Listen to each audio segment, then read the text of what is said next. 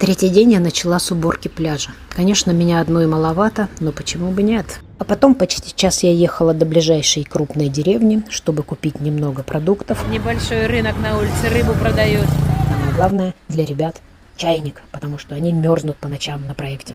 Вместе с коровами мы проводили закат и полюбовались морем. И уже при первом патрулировании встретили черепаху, роющую гнездо. Я назвала ее Дениза.